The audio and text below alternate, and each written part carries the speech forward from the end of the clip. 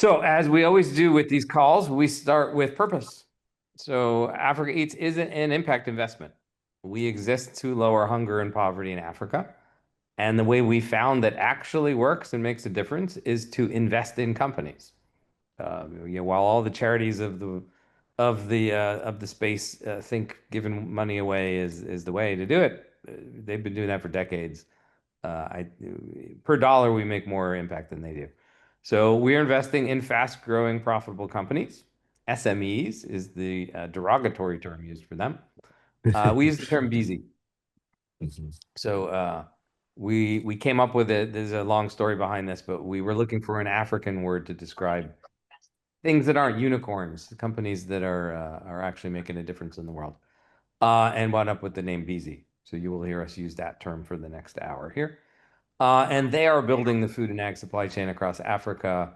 We are uh, we're just making it possible for them to do that. All right. So some news. We do the annual gathering every year, hence the name. We just changed the date on this. We had announced that it was going to be in January. It's now going to be February 5th. So we invite you all to come out and come and see Africa Eats in person, where that's the Greater Africa Eats. That's us as the HQ team. It's as many of the founders as we can get. There's enough notice. It should be nearly all of them. And we'll do an entire day on February 5th with guests. Last year, or I guess this year, last time, we had about 80 people in the room, about 50 guests and 30 entrepreneurs. We're expecting it to be even bigger in 2026. Um, so please make plans, come out. I know it's a long flight for everyone who's American on this call, but it's definitely worthwhile. All right, other news is Truck. It's our second largest company by revenues. We're in the roadshow right now. There will be the next company listed on the stock exchange of Mauritius, assuming this all works out. We began 2 weeks ago. The target is to raise $3.3 million. And after we show you the earnings, we'll show you a little bit more about Truck. The other thing we've been talking about all year is the Agri ETF. This is a project of Tuesday Markets, and a little bit later in the presentation, I'll explain Tuesday Markets again. This is the first Kenyan ETF. There are two ETFs listed in Nairobi.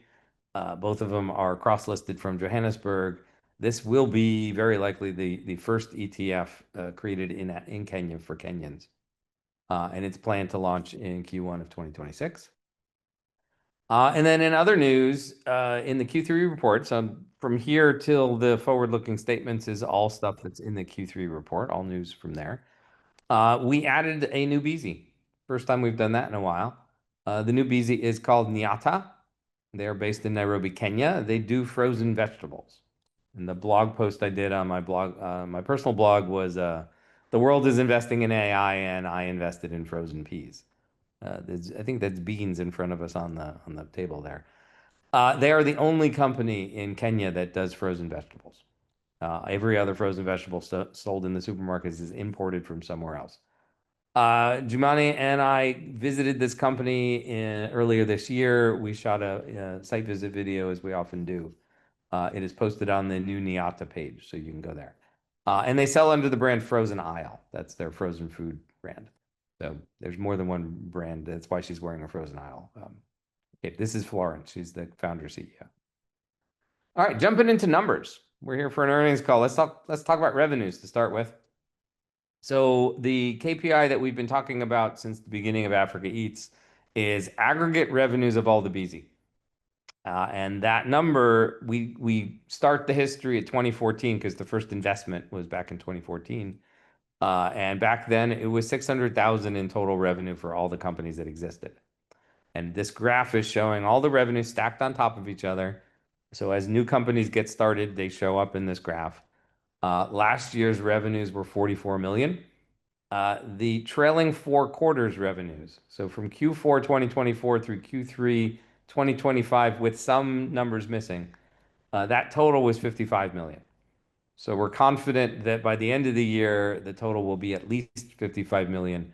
Could be higher. We're not guessing what it is, but it will be around 55 million, which is really nice because It was slightly concerning last year when the number came in at 44 and we saw this slope get less steep. That was the BZ were just growing really fast, and some of them had a breather, some of them had a year where they only grew by 50%, and that slowed down the growth. But clearly the curve is back. Okay, jumping into Africa Eat's own financials. So these are the published numbers in our Q3 report. These are the not audited. We only do an audit once a year, and this one's compared to last year's numbers. As an investment company, the way you analyze these financial reports is to look first and foremost at the balance sheet, not the income statement. So we're not a company that focuses on our cash flows. We're a company that focuses on our value. And the value is stated on this balance sheet. And it's stated up here. So if we just zoom in there, the financial assets, these lines, these are IFRS standards. We're following the international accounting standards.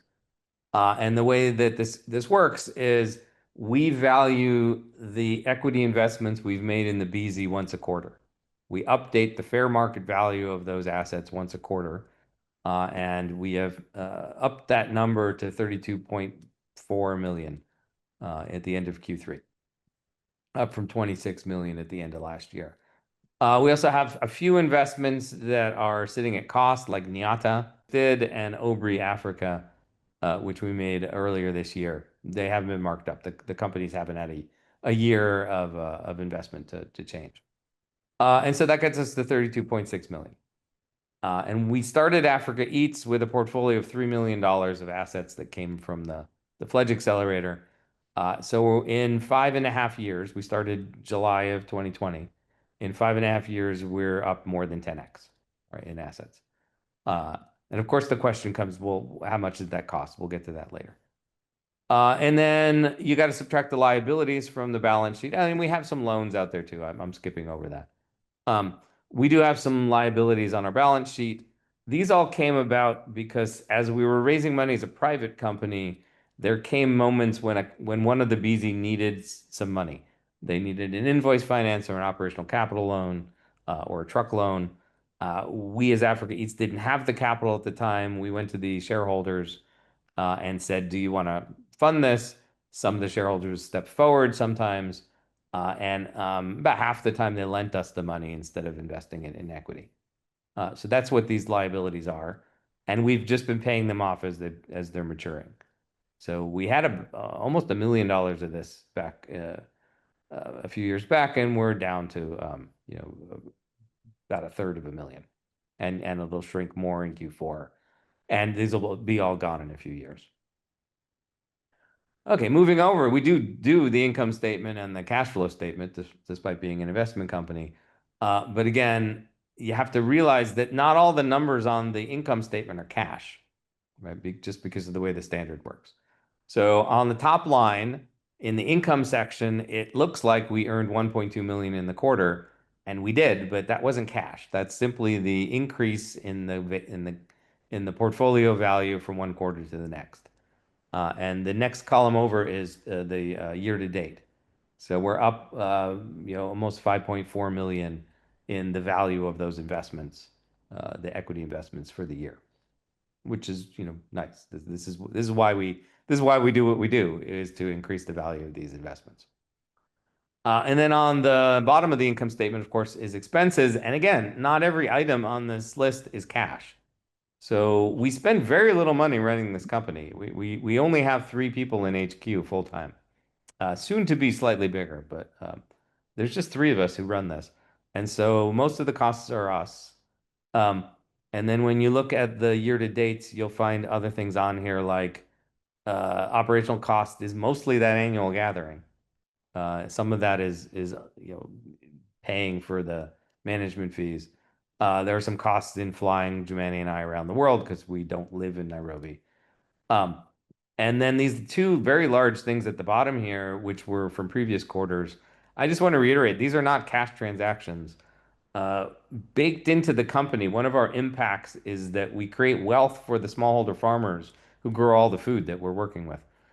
We grant them 1% of the company per year. That is baked into the Constitution, the equivalent of the Articles of Incorporation of this company. We will continue to grant them 1% per year indefinitely. So we're diluting you all by 1% per year. And still we're outperforming everyone. You'll see that in a minute. And so that 1% was 270, 200, this number, $270,300 worth of shares when we granted it to them. And then this company is managed by Africo Management. The HQ team technically works for Africo Management. Africa Eats pays a fee up to the management company to cover our salaries. And there was an incentive pay of 1% of the company as a reward for getting Africa Eats listed. There will not be an equivalent equity grant in 2025. We had the opportunity to do it. We decided not to pursue that. And the board granted both of these earlier this year. So it looks like we spent $1 million, but we didn't. We spent less than $500,000 this year, like in cash. And then we diluted everyone by 2%. Okay, on to the cash flow statement, which of course just connects the income statement and the balance sheet. And again, at the top line, the fair market change is really the big change in the cash flow. But it's not a change of cash. It's misleading. That's again just the way the standards work. So I usually just I check it to make sure it's accurate, but then I ignore the cash flow statement in this business. When you boil all these numbers down, ultimately, as a publicly listed company, when you boil all this down, it comes down to share price. What is the value of this company per share? And this is now, it's a 24-hour-old screenshot. I did this last night, so it would be accurate, and it's not. The closing price today was $2.68. The price just keeps going up. When we started Africa Eats, again, Africa Eats is a spinoff of the Fledge Accelerator. It started in July of 2020. We traded $3 million worth of assets from Fledge into Africa Eats in exchange for 3 million shares. It was $1 a share. We sold shares to shareholders in 2020 and 2021 at $1 a share. We raised about $1.5 million at $1 a share. And the price rose in 2022, rose in 23, rose in 24. In 2024, we set the price at $2.25. That is the price when this company went public in December. We just held it steady. That way it was a discount to true value. And it dropped down once for one day. But then it's pretty much been going up since then. And again, today it closed at 268. But yesterday, day before that, it was 265, which is up 18% since we launched. And it was 225 at the beginning of the year. So we're up about almost 18% for the year. And just alone, that's a nice number, but how does it compare? So McKinsey was nice enough to run a bunch of numbers for us and publish this report earlier this year. So that's a screenshot on the right of the cover of the report. And everything in blue is a screenshot from that report. And so what they're showing here is 1, 3, 5, 10, and 25-year returns for the entire PE sector. This is the private equity funds. This is the venture capital funds. Right? They're just using fancier names for that. This is the entire Morgan Stanley index of world public equities, and of course the S&P 500. It's mostly Americans on this call. And I was surprised. We ran our numbers 1 year, 3 year, and 5 year. We're 5 year. The dates are not exactly the same. We did calendar years for 1 and 3 years. We did because we started in the middle of 2020. We just did the middle of 2020, then the middle of 2025. So to get a 5 year actual for Africa Eats. So it's not exactly the same 5 year period, but we beat everybody. We beat all these benchmarks. There was no better in general investment. Of course, there's specific PE funds that did better. Nvidia stock did better. But in general, we're beating the benchmarks. Those are our benchmarks. Although there is one other benchmark, which, as a disciple of Warren Buffett, my true benchmark that I drive Jumani crazy on is what is Berkshire Hathaway's compounded growth rate? So it's been owned by Warren Buffett for 60 years. For 60 years, he's been publishing his annual returns and putting that in his annual report as a compounded growth rate. And he's at 19.9%. 60 years. We're only 5 years old. We got a long way to go to have that length of track record. But if we're beating 19.9% for many, many, many years, that's good. That's a decent return. Um, and we are. And I just showed you for 5 years we are. So what's our share price worth? What is the company worth is different from what does it sell at. And so the way this works is every quarter, we try and hit 21 days after the quarter. We publish the quarterly results. And every quarter, we mark to market what we believe the value of the underlying portfolio is. Of course, valuation is tricky. Two of the companies in our portfolio are now public, so we just take the market caps. They have the same issue I'm going to describe here, but we just take their market caps. Whatever the market says they're worth, they're worth. For some other companies who are getting co-investors, we just take the valuation others are providing. For everybody else, we make a best guess based on two different methodologies. We come up with a number. That's where this number comes from. We think it's accurate. It's as accurate as anybody is able to do this with this many private companies. And that number and then we subtract our liabilities from that. And so that's our enterprise value, total value of the portfolio minus our debts that we owe.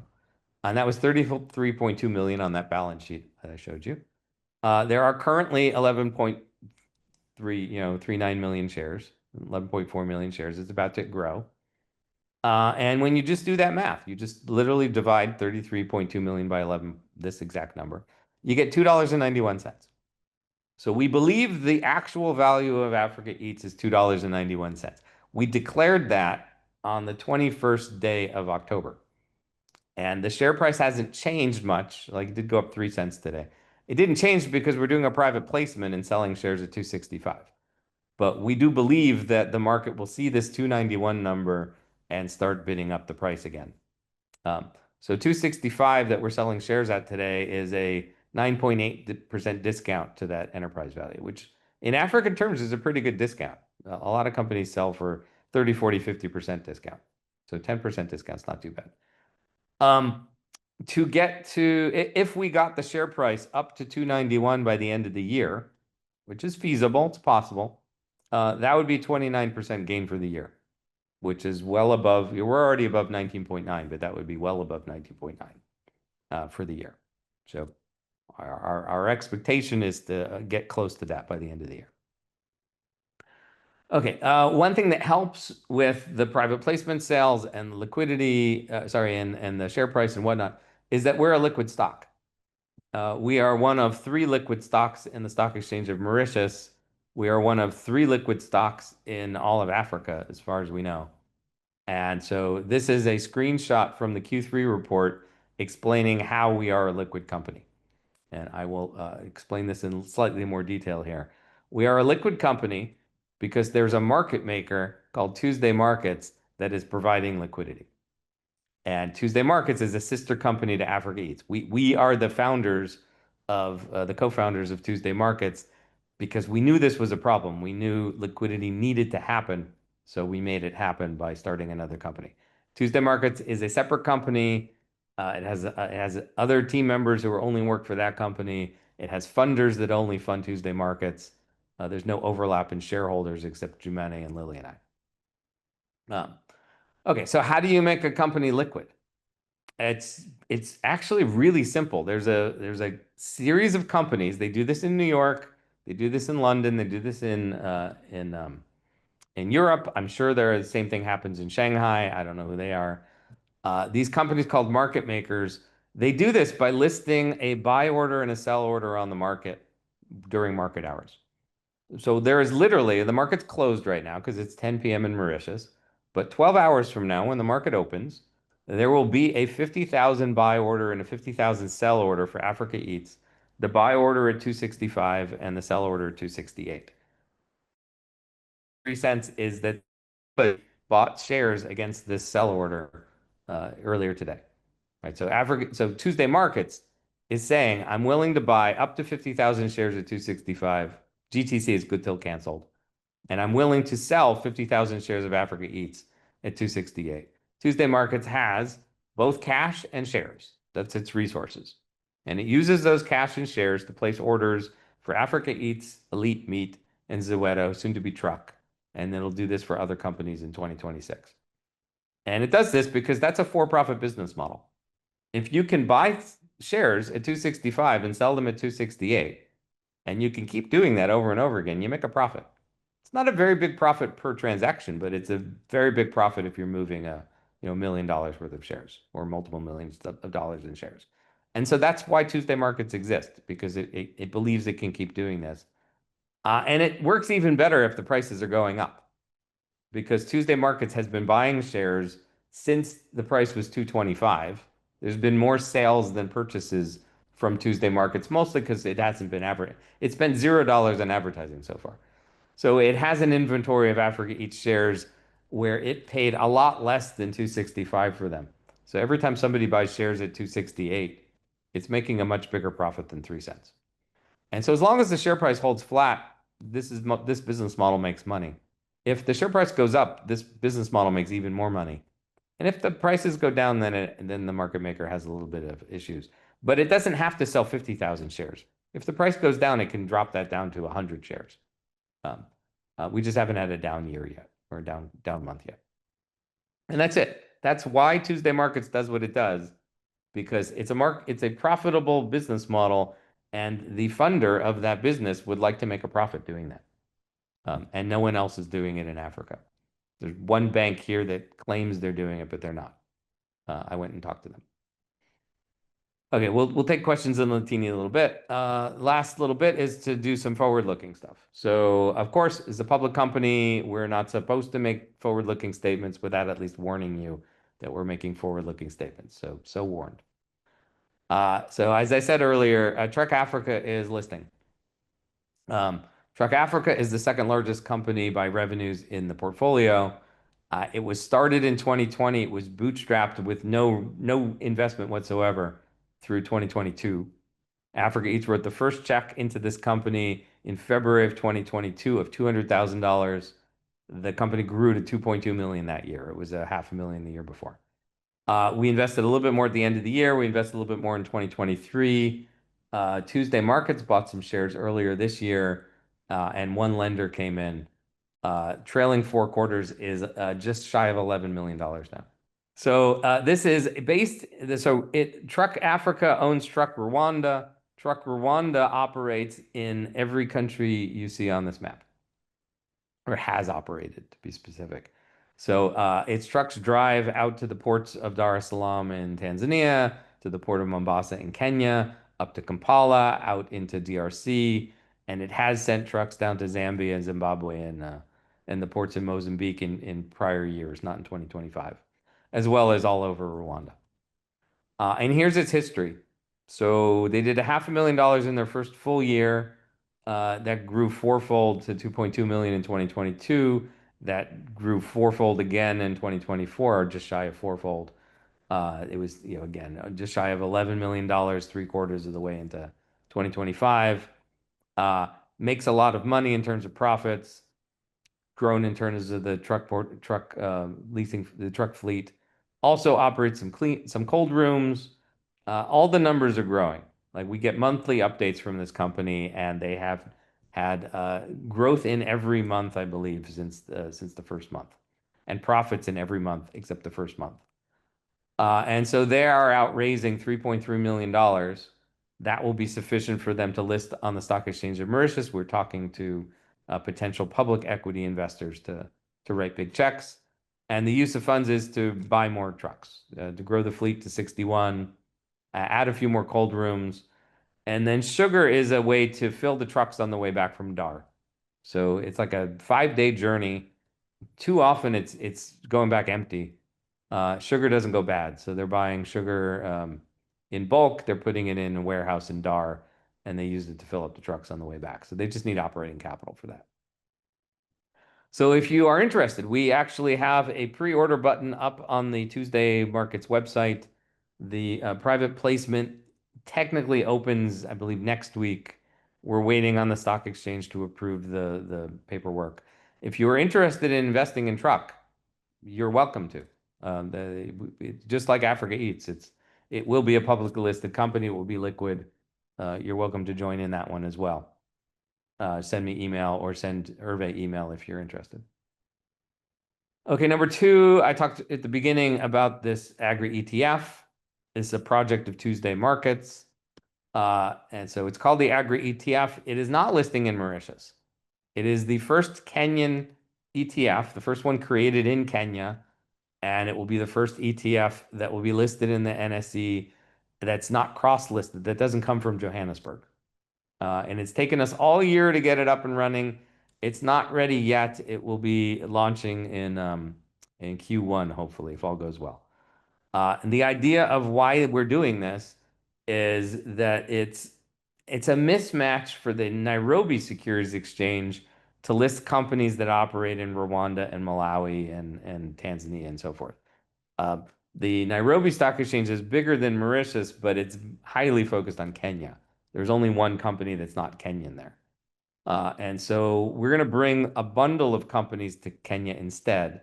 And the bundle then looks East African because the bundle is Africa Eats, Elite Meat, Zoeto, and Truck. There are only going to be four companies in the ETF to start with. And so we're going to bring that forward. We're expecting some institutions in Kenya to join in. There's a thriving retail market in Kenya. We expect some of them to join in. And we're going to get this up and running as soon as we can. And for those of you just a little bit wonky, well, what actually is an ETF behind the scenes? Like it looks like a stock. It looks like a listing on the stock exchange. It's tradable all day long on the stock exchange, but underneath it's actually a trust. So these are the pieces that are needed to make the ETF happen. The Agri ETF is slightly more complicated because normally the stocks that are traded in an ETF are stocks from the stock exchange where the ETF is traded. In this case, they're not. So in this case, the four stocks that will be part of the ETF are Mauritian stocks listed in Mauritius. The ETF itself is from Kenya. So there's an extra piece here, which is the biggest bank in Mauritius will hold the stocks for the trustee, which is the third biggest bank in Kenya. And so the third biggest bank in Kenya will run the trust. Tuesday Markets will be the market maker. Complicated, but in the end, it'll just look like AGRI on the Nairobi Stock Exchange. Okay, and the last piece of forward-looking news is we announced Fledge Africa. So I've said the word Fledge many times. I don't think everybody on this call knows Fledge. In 2012, I started a business accelerator called Fledge in Seattle. It became a global network of impact-oriented, mission-driven accelerators on 4 continents. We ran more programs than I can remember. It's been dozens of programs. I personally haven't run one since 2020. I'm going to be in Nairobi for this Agri ETF. So we will be running the Fledge Africa cohort in Nairobi in February. It will be a shorter version of the one we did in Seattle in terms of in person, but longer overall. We're looking for 7 food companies, 7 food and ag companies anywhere in sub-Saharan Africa. And if all goes well, all 7 will be added as BZ next year to Africa Eats. And if all doesn't go well, some number of the 7 will be added to Africa Eats. That is the URL on the bottom. If you know any food and ag companies across the continent, please point them to this website. We already have, last I looked, like 80 applications. We're expecting a few hundred. It's due by the first week in January.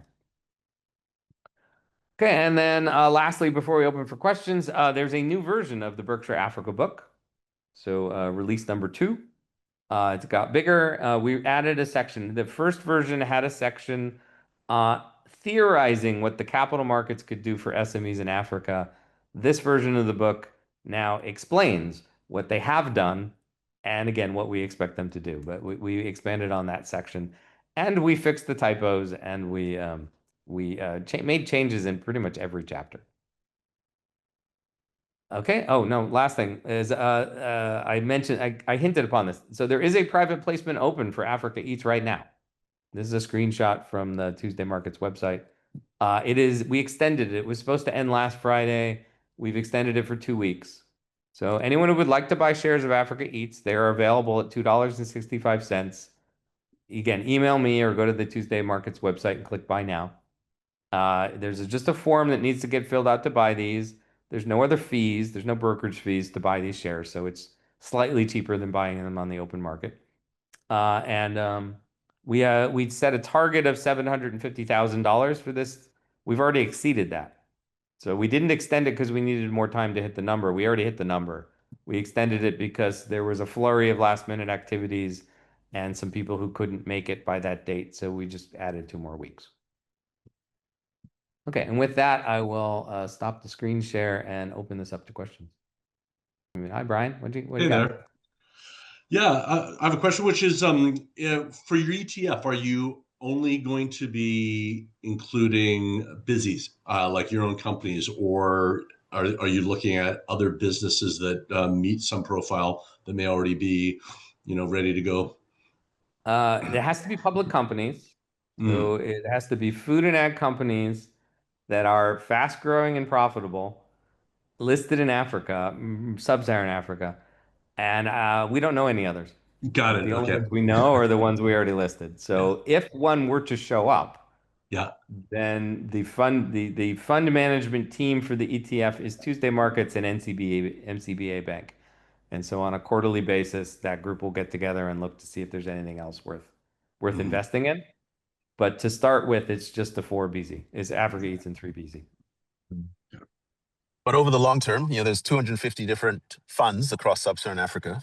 So we expect that, going through that, we should find a few pop up and see this as a potential exit route. Since those are funds, they need to exit. So Yep. we think over time this will become an attractive offering to them. Right. Great. Thanks. Sure. Bill? Looney, is there an opportunity for a detailed roadshow for retail investors for truck? I'm happy to set up a call for people who want to invest in truck. I would love to do that in like 1 or 2 or 3 calls as opposed to individual. But I am here in Mauritius doing face-to-face meetings, trying to sell truck to the institutions here. All right. Well, I'd be interested. Great. I'll send you a link and you can if you can round some up. Oh, I thought you already pledged. Just be clear. I did pledge, I saw you pledge. but Are I you trying to round up sent some in my more? check yet, right? No, it's not, you don't have to send in a check yet. We haven't even officially opened the round yet. Yeah. But are you looking to gather some more people together? Like Well, grab. other than the folks on this screen, I don't have any others. Oh, okay. All right. Well, I will propose that in my next email out to investors. I am apologizing for sending weekly updates, but I need to send the new date for the gathering, and I will propose a time that works for this crowd for next week. Sounds good. Looney, I'm Yeah. curious, not being grounded in Africa in general, and this may be too speculative for you to feel comfortable getting into, but I'm curious what the economic outlook looks like in sub-Saharan Africa from your perspective. Yeah, so it's in the book. My fundamental thesis, I'm sure I blogged about this here and there as well. It goes like this. Look at what China did. So China was a poor agricultural country of 1 billion people in 1985. They decided not to do that anymore. They've made incredible strides. They've basically eliminated poverty, abject poverty in their country. Second largest economy in the world, 1.4 billion people now. India saw that in 1992, just the first 7 years of that, and said, we can do that too. And they're about halfway done. So they're 1.4 billion people as well. They have pulled about half of them into the middle class. They have about 20% poverty left. There's still some poor corners, but they've done an amazing job since 1992. Well, it's coincidentally true that there's 1.4 billion people in Africa. Soon to be 2 billion. It's the only part of the world that's growing still in terms of population. There will be 2 billion Africans by 2045-ish. And they will follow China and India. It is inevitable. The question is when, not will they. It will be different because it's 55-ish countries, depending on the year. It will be different because they don't have the same centralized power as those two countries. But and it won't be evenly distributed, but it's not evenly distributed in China or India either. Um, so I'm highly bullish that this will happen and that we actually have the ability to pull that date forward a bit from what we're doing here, especially with the capital markets. Um, and if you look at the list of fastest growing economies, if the Wikipedia has this page, you will find in the top 20, I don't remember exactly the number, but it's something like 12 or 13 or 14 are in Africa. It's already happening, but they're starting at such a low number. Like Rwanda is in the top 20, but Rwanda let's call it 10 years ago was like $1. Their per capita GDP was about $1 a person. And now it's up to well, yeah, maybe $900 per person. So it's up to, $2.50 a person, which is a lot of growth. But again, if you looked at China in 1985, they probably had similar stats. I don't know that one off the top of my head. And now their average is like 10,000 per person. And the same thing here, just in a smaller version. I'm in the country of Mauritius. Um, I'm enjoying it out here. 20 years ago, this is a poor country. It's a former sugarcane colony. They started with some tourism. They did some textile manufacturing, which is almost all gone now. The per capita GDP here in an African Union country is almost $12,000.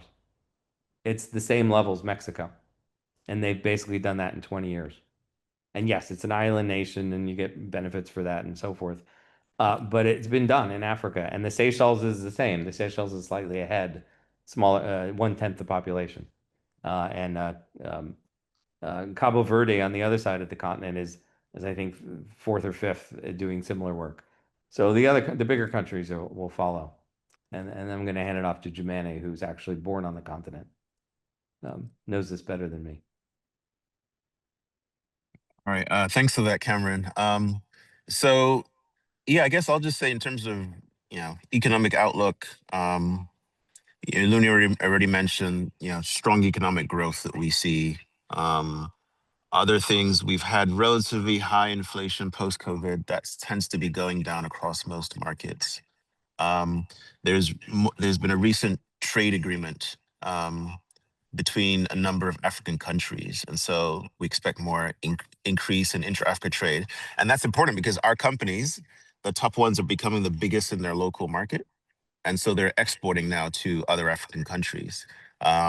And so obviously that makes it easier, and they're also starting to figure out how do we expand into other countries. So they start by exports, and then if it makes sense, then actually when there's a greenfield looking acquisition. So that's all positive. Louis already mentioned the demographic dividend. So I think those are the strong points on the economic side. Maybe some of the risks that we foresee is things like currency. So the scarcity of USD across multiple markets.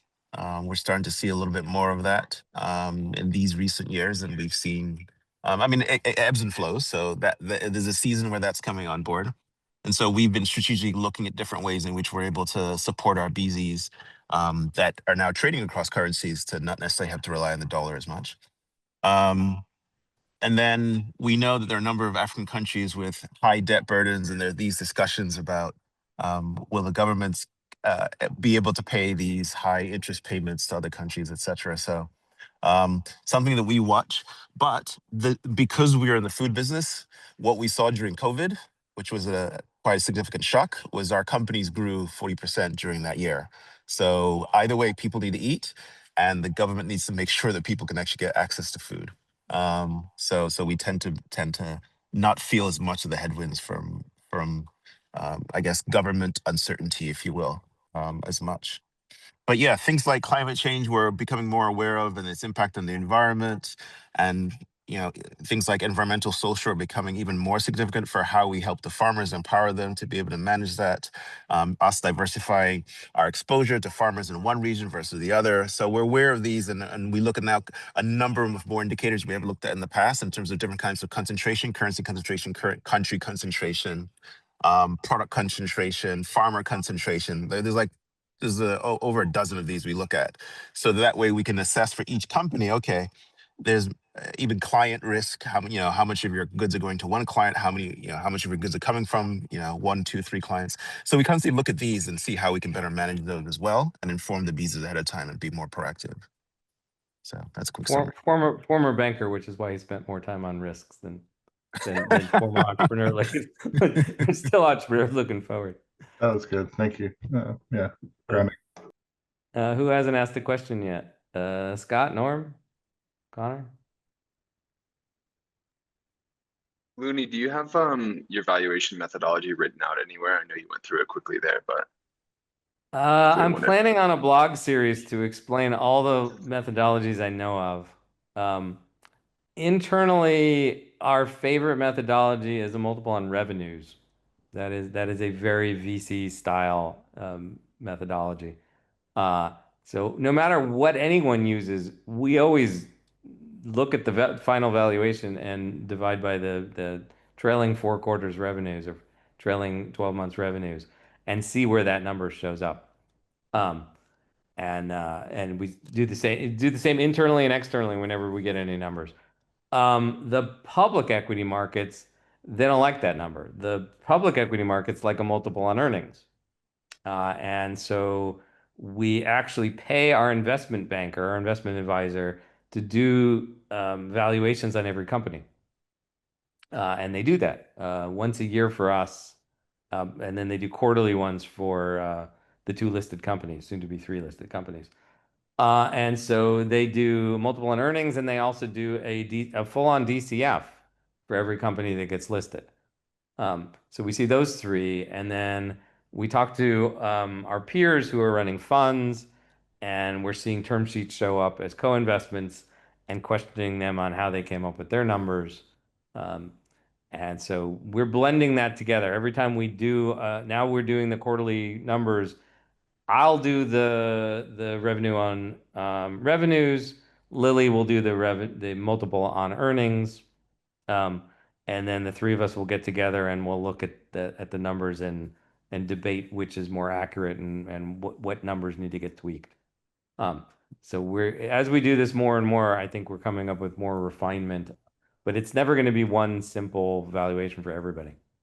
And again, for the 2 listed companies, we're just using their market caps because that's a number, it's published. Even though their published quarterly values, their published enterprise values is lower than their stock price, right? They have the same thing that happens to us. They publish a new number, stock market takes a while to catch back up. So on those 2 companies, we believe we're undervaluing. For some of the other ones, we want to make sure that whatever value we come up with, we're not overvaluing anything. So we're trying to be as cautious as we can on these numbers. But we don't have a single valuation methodology. Then on top of that, we also have independent valuations that are also done as well. Yeah. So Yeah. we cross-reference those, whether it's done by our investment bank in Mauritius. This year, we're having the investment bank for the ETF also, again, conduct an independent valuation. And then lastly, we work with, I guess you could describe EFC, Looney. Yeah, so you know how many brokers have a research side.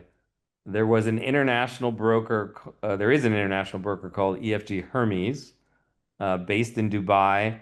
They were the #1 investment bank in Africa.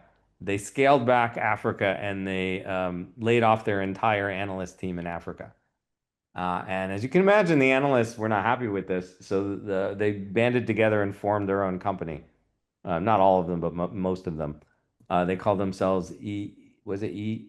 EFC. EFC. Yeah, EFC. And so they have done independent research reports on Africa Eats. They're published on our blog, on our website. And in those reports, they created their own model for Africa Eats, forward-looking model at that. And they valued every BZ using their own methodology as well. And I got to say, what's fascinating to look in watching the analysts, the investment banks, and us all doing this at the same time with the same data is we all come up with about the same total, but each individual company we differ on. Like whatever the error is, it gets averaged out over 24 companies, and we all wind up with within a few percent of each other at the final numbers, but we're not agreeing on any individual company. This is, of course, is a picture I took in Omaha, Nebraska, at the 2024 Berkshire Hathaway shareholder meeting. They answered questions for 5 hours at that meeting. So, well, someday we'll get to that. There were 40,000 people asking questions, not including CNBC, which was there live asking questions too. Yeah, that's my dream, to fill up the stadium in Nairobi one day. Anyhow, so for those of you who are very perceptive, this map has changed. So again, we added Nyata. They're based in Nairobi. So one more on the map here. And we colored in a few more countries because honey is now flowing into South Africa. Trucks have been driving to and from Zimbabwe in years. And these got colored in because well, trucks go out there. Trucks go out there, but they go out there because Paniel Meat Processing, also known as Elite Meat in the public markets, they're exporting meat into DRC, Kinshasa, this is Brazzaville, Republic of Congo, and that's Gabon. And they're also exporting meat up here. Agromix is exporting around here, but there's meat being grown in Rwanda and exported into West Africa because it's competitive with meat grown in Brazil and shipped across the Atlantic, or chickens grown in Eastern Europe and shipped down from Eastern Europe. And so our companies are truly feeding the continent, and I'm looking forward to filling in more of this gray area. And so with that, if there's no other questions, we'll leave you for now. I will be posting a time if people want to know more about truck. And if anyone would like to buy more shares in the private placement in the next slightly less than 2 weeks, shoot me an email. Thank you so much.